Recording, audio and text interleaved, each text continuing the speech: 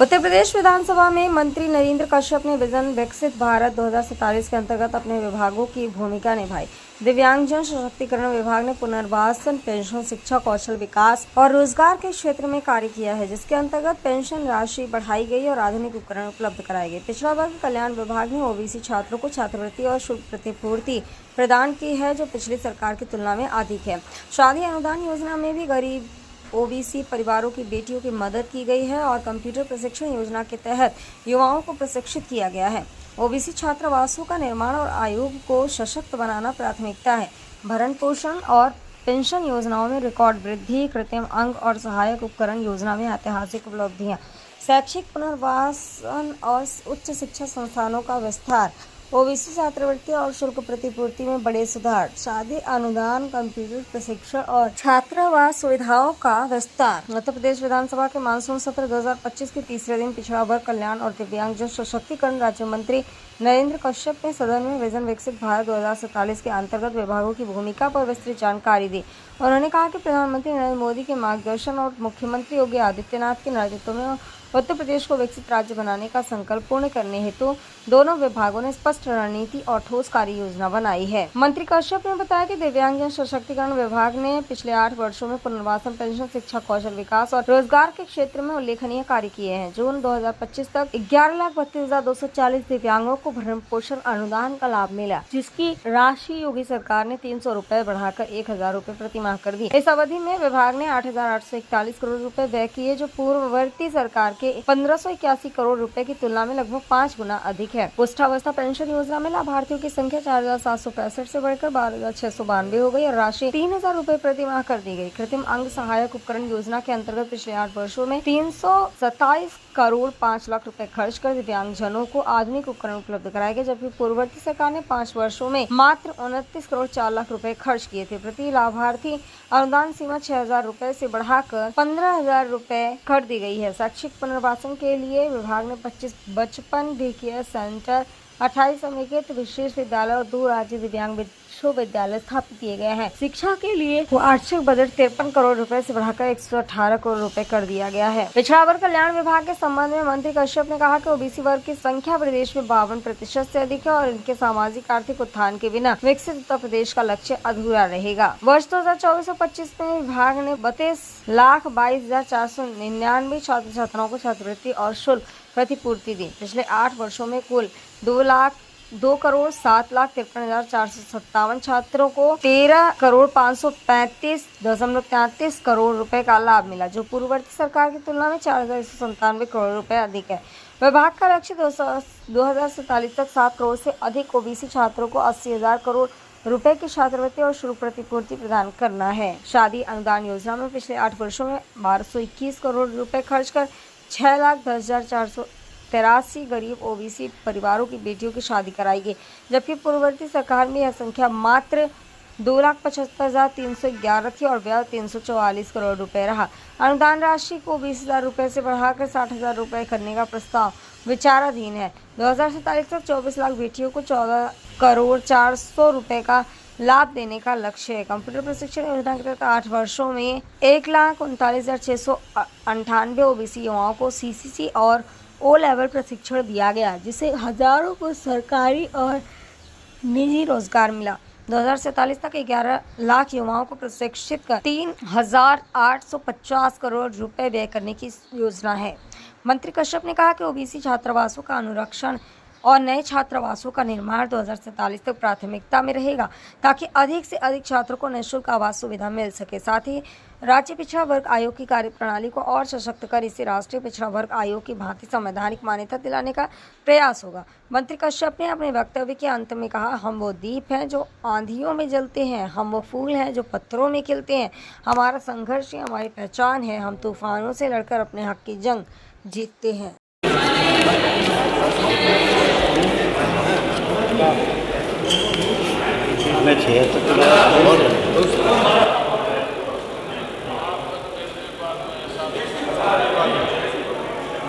विकसित Uttar Pradesh vision document 2047 का समर्थन करने के लिए और बल देने के लिए मैं उपस्थित हुआ हूं। आपका आभारी हूं। देश के प्रधानमंत्री नरेंद्र मोदी जी के मार्गदर्शन में और उत्तर प्रदेश के माननीय मुख्यमंत्री जी के नेतृत्व में उत्तर प्रदेश ने पिछले 8 सालों में अपनी अटूट पहचान बनाई है। महोदया, जिस विभाग की जिम्मेदारी मुझे सेवा के रूप में सरकार की ओर से मिली है, सारा बताओ। मैं उस विभाग पिछड़ा वर्ग कल्याण और दिव्यांगजन सशक्तिकरण विभाग की विजन के बारे में कुछ महत्वपूर्ण बिंदु आपके बीच रखना चाहता हूं। जिस प्रकार से प्रधानमंत्री आदरणीय नरेंद्र मोदी जी ने देश में ओबीसी समाज के अधिकारों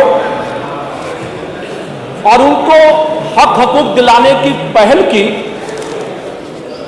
उसी का अनुसरण करते हुए उत्तर प्रदेश में भी हमारी सरकार ने ओबीसी समाज के समग्र विकास की एक महती भूमिका निभाने का प्रयास किया।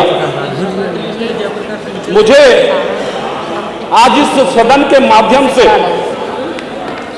माननीय प्रधानमंत्री जी के एक फैसले पर प्रसन्नता व्यक्त करनी है, जो फैसला 30 अप्रैल को देश की सरकार में लिया गया।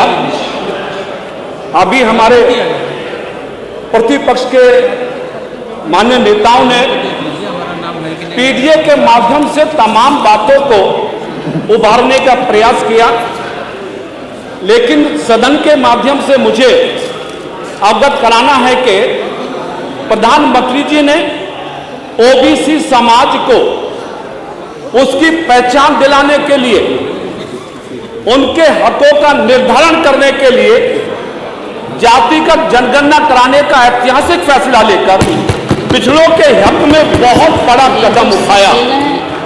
अध्यक्ष महोदया, प्रधानमंत्री जी का यह फैसला, देश इस बात को जानता है कि 94 सालों तक बहुत सारे सियासी दलों को देश में सरकार चलाने का मौका मिला, लेकिन कभी पिछड़ों की आंकड़े, पिछड़ों की जनगणना कराने का फैसला कभी किसी सरकार ने नहीं लिया।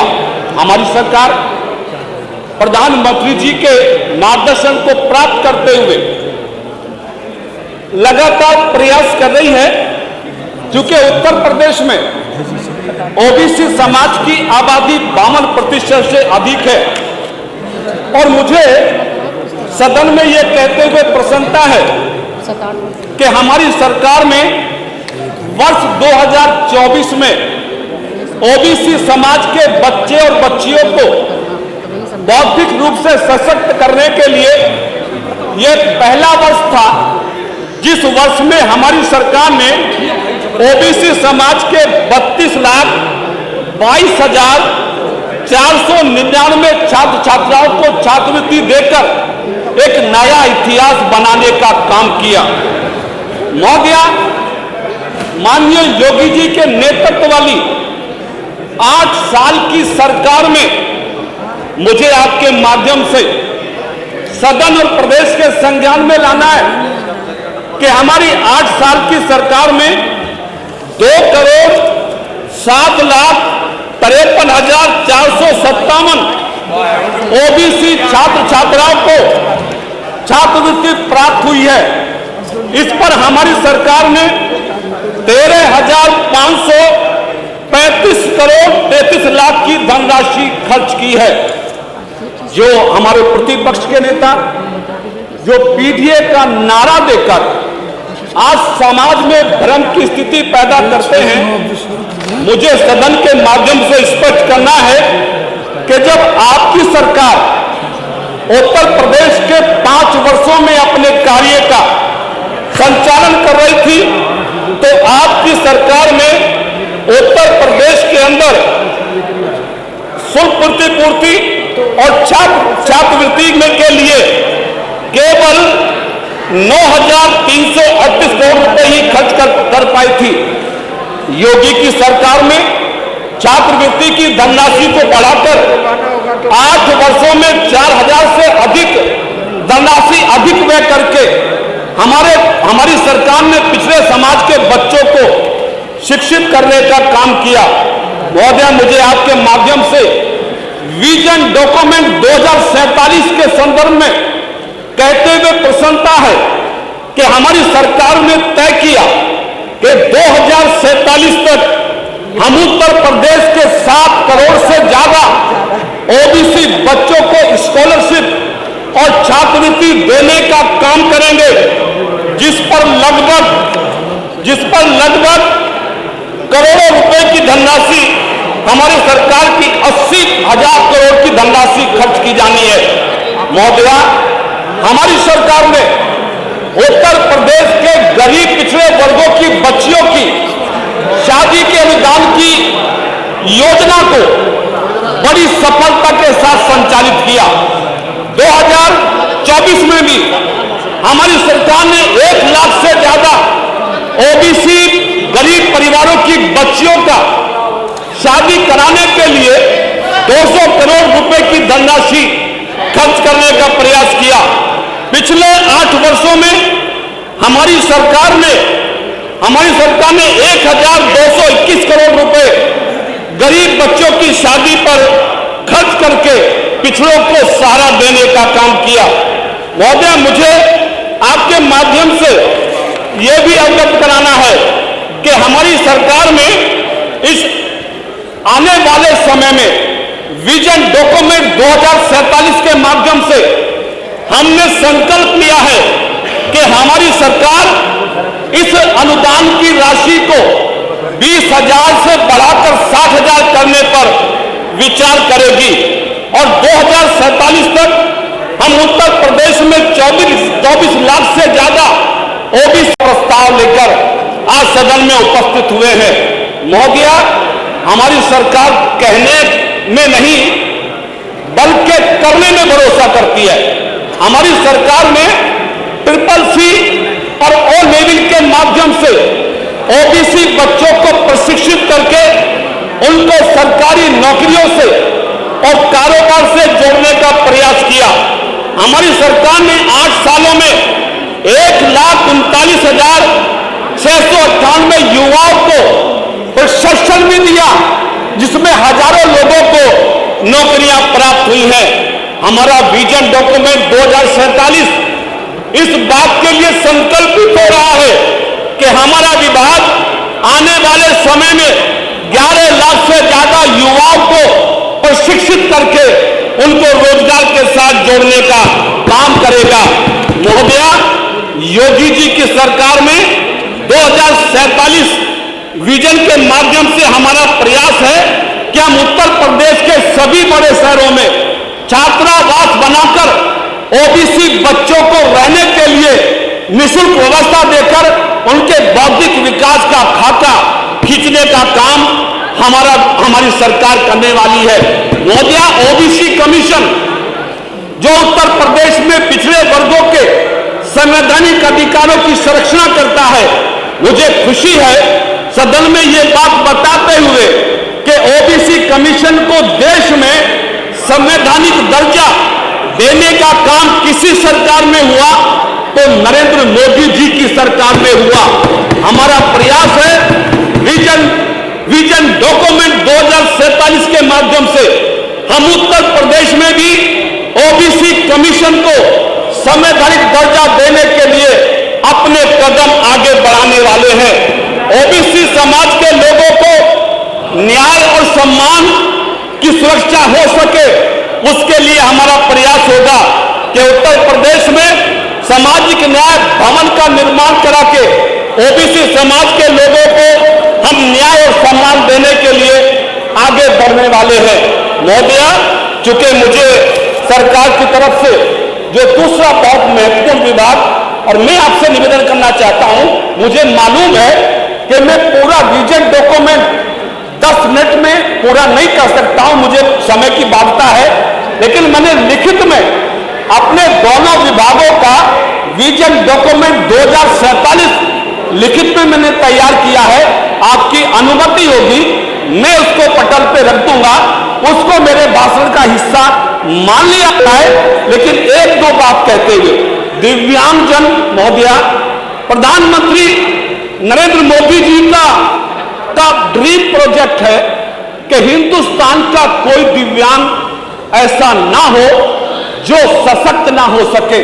इसलिए प्रधानमंत्री नरेंद्र मोदी जी की सरकार में जिन दिव्यांगजनों को विकलांग शब्द से संबोधित किया जाता था, उन विकलांगों की पहचान और सम्मान को बढ़ाने के लिए प्रधानमंत्री जी ने दिव्यांग शब्द को स्थापित करके देश के दिव्यांगजनों का सम्मान और गौरव बढ़ाने का काम किया। महोदया, योगी जी की सरकार में मुझे आपके बीच में कहते हुए प्रसन्नता है कि 2025 ऐसा ऐतिहासिक साल है जिसमें हमने जून 2025 में 11,32,000 से भी अधिक दिव्यांगजनों को 1,000 रुपया प्रति माह का भरण पोषण की राशि देकर दिव्यांगजनों को सशक्त करने का काम किया। आप जो लेकर लाए हो दे वाले हमारे साथियों को ध्यान करना होगा कि जब आपकी सरकार थी तो दिव्यांगजनों को पेंशन की राशि केवल 300 रुपए मिलती थी। आज योगी की सरकार है तो ये राशि 1,000 रुपए प्रति माह मिलती है। धन्यवाद माननीय मंत्री जी, धन्यवाद। दिव्यांगजनों के सर्वांगीण विकास के लिए 55 डे केयर सेंटर से लेकर लिखकर लाने दे दीजिए। बहुत अच्छा आपने किया है, लिख लिया में बनाए गए हैं। हमारा प्रयास होगा विजन डॉक्यूमेंट के माध्यम से हम पिछड़े समाज के लोगों को, दिव्यांगजनों को सशक्त करके प्रधानमंत्री जी के विकसित भारत के संकल्प को पूरा करने का काम करेंगे। और योगी जी के नेतृत्व में हम उत्तर प्रदेश को विकसित प्रदेश बना के प्रधानमंत्री। धन्यवाद माननीय मंत्री जी, धन्यवाद करेंगे। बहुत बहुत धन्यवाद। अब इधर समय तो है कमाल जी।